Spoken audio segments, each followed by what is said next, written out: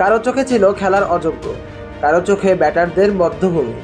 মন্থর গতি আর উইকেটের অদ্ভুত আচরণের জন্য টি-20 বিশ্বকাপের শুরু থেকেই এমন সমালোচনা পোহাতে হয়েছে নিউ ইয়র্কের নাসাউ কাউন্টি আন্তর্জাতিক ক্রিকেট স্টেডিয়ামকে। তবে স্টেডিয়ামটিকে ঘিরে এবার সমালোচনার পর্ব শেষ হচ্ছে। টি-20 বিশ্বকাপ শেষ না হতেই ভেঙে ফেলা হচ্ছে নাসাউ কাউন্টি স্টেডিয়াম। নিউ ইয়র্কের আইজেন পার্কে গড়া 34,000 দর্শক ধারণ ক্ষমতা সম্পন্ন এই স্টেডিয়াম তৈরি করতে সময় লেগেছিল মাত্র 106 দিন।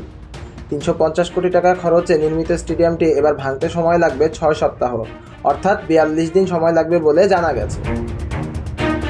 নিউ ইয়র্কের এই মাঠে 10 দিনে অনুষ্ঠিত হয়েছে মোট 8 ম্যাচ। সবচেয়ে বড় ম্যাচ হিসেবে ছিল ভারত পাকিস্তানের high voltage match. Low scoring থ্রিলারে শেষ পর্যন্ত জয়ের হাসি হাসে ভারত। তবে ভেঙে ফেলা হলেও নিউ ইয়র্কের নাসাউ কাউন্টি আন্তর্জাতিক ক্রিকেট স্টেডিয়াম সাক্ষী থাকবে স্বাগতিক যুক্তরাষ্ট্রের ব্যাটে বলের আধিপত্যের জন্য। সর্বশেষ ভারত যুক্তরাষ্ট্রের ম্যাচ দিয়ে বিদায় ঘটেছে বিশ্বকাপের একমাত্র অস্থায়ী স্টেডিয়ামটি। ভারত যুক্তরাষ্ট্র ম্যাচে আরও এক ইতিহাসের সাক্ষী হয়েছে স্টেডিয়ামটি। আন্তর্জাতিক ক্রিকেটে স্টপ ক্লক নিয়মের আওতায় প্রথম পেনাল্টির ঘটনা ঘটেছে নিউ ইয়র্কের এই মাঠেই। ভারতের বিপক্ষে 3 বার 1 মিনিটের মধ্যে নতুন ওভার শুরু করতে না পারায় 5 রান গুনতে হয় যুক্তরাষ্ট্র।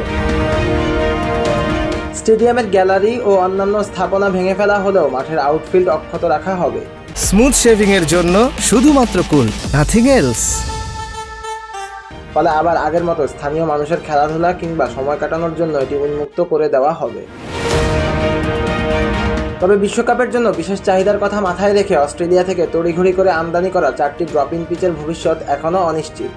পিচগুলোকে কি করা হবে এখনও তা নিয়ে চলছে ধোঁয়াশা।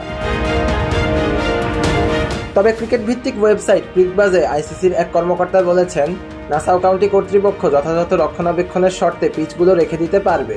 অন্যথায় ড্রপ-ইন পিচের চাহিদা আছে এমন জায়গায় পিচগুলো পাঠিয়ে দেওয়া হবে। আগামী মাসে অনুষ্ঠিত হতে যাওয়া মেজর লিগ ক্রিকেটের কিছু ম্যাচ নিউ ইয়র্কের এই মাঠে আয়োজনের পরিকল্পনা করা হয়েছিল, কিন্তু বিশ্বকাপের লো স্কোরিং ম্যাচ দেখার পর ফ্র্যাঞ্চাইজিগুলো সেই পরিকল্পনা থেকে সরে এসেছে। তাই মেজর লিগ ক্রিকেটের কোনো ম্যাচই নাসাউ কাউন্টি স্টেডিয়ামে হওয়ার সম্ভাবনা নেই। মাত্র 10 দিনে 8 ম্যাচের আয়ু পাওয়া এই স্টেডিয়ামটি অবশ্য চলতি টি-20 বিশ্বকাপে বেশ কিছু ইতিহাসের জন্ম দিয়েছে। ভবিষ্যতে স্টেডিয়ামের গাঠনিক অস্তিত্ব না পাওয়া গেলেও ক্রিকেটের ইতিহাসের পাতায় ঠিকই থেকে যাবে নাসাউ কাউন্টি আন্তর্জাতিক ক্রিকেট স্টেডিয়ামের নাম। সিয়াম তালুকদার, অন ফিল্ড।